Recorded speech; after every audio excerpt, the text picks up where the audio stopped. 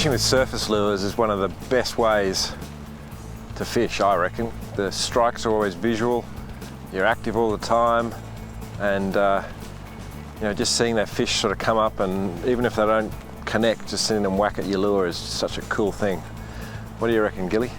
Absolutely, mate. We've had a couple of goes already on bream and whiting, but yeah, we're just fishing really shallow. Oh no, that was close.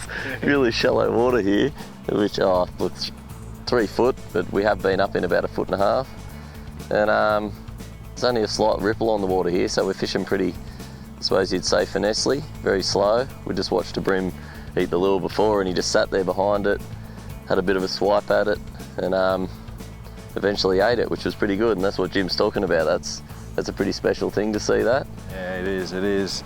Most people equate this sort of surface fishing, you know, for bream and whiting to, you know, sand flats, clean sand flats. But we're actually fishing a little sort of a channel, weedy, mixed weed sand bottom. You've got a mangrove fringes on the side there. Yeah, and here we go. Yep. This one. I don't know if you caught that noise just then. That. So it's a visual and audible. Yeah. You can really hear them actually, even if you don't see them, you can hear them come up and whack at it. Yeah, that's right. Yeah, I couldn't see him then, but oh, there he is. Oh, come on, come on.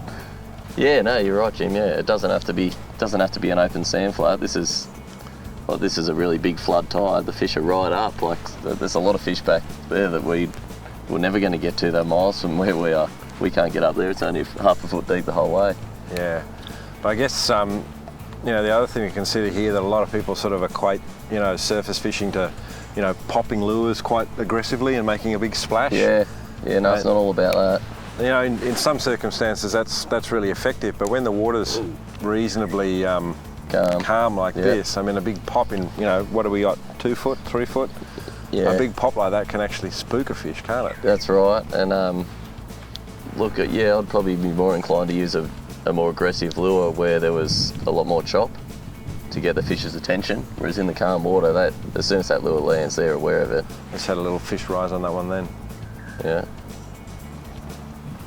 So you can still work it aggressively, like just walk it really quick like that. Yeah. And that might attract them, but then you've got to leave it for a while. Yeah. Well, it's actually that pause that often gets the fish, especially with bream, isn't it? Especially with the bream, yeah. But it's all about fun, so get your fair share. It's a strike, isn't it? You know, just seeing the fish come up is half the fun. Yeah. Even if you don't actually there catch we go. it. Well, how'd it go? See, that one ate it on the move. I'll just leave it there. Let's see, he may actually come back and eat it. Do you reckon they think they're prawns? I think they think to a certain degree it's a prawn, because a lot of these popping lures, even with a little pop on the front, it's only throwing out a little. It's almost a sound like a prawn when a prawn skips. And I've also thought that the sound when you pull a popper is like the sound that a bream makes when it goes for a prawn. Yeah. So I think that they maybe think that that's another bream already going for something on the surface, which almost turns their mind into thinking it's definitely a prawn because one of their friends is trying to eat it.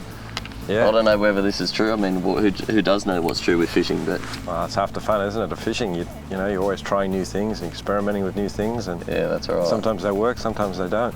Yeah.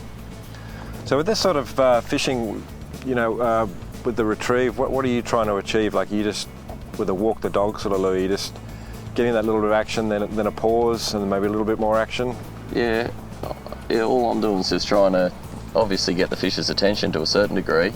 But I wanted to think that, like you said, that it is a prawn, because that's what you generally see skipping around on the surface.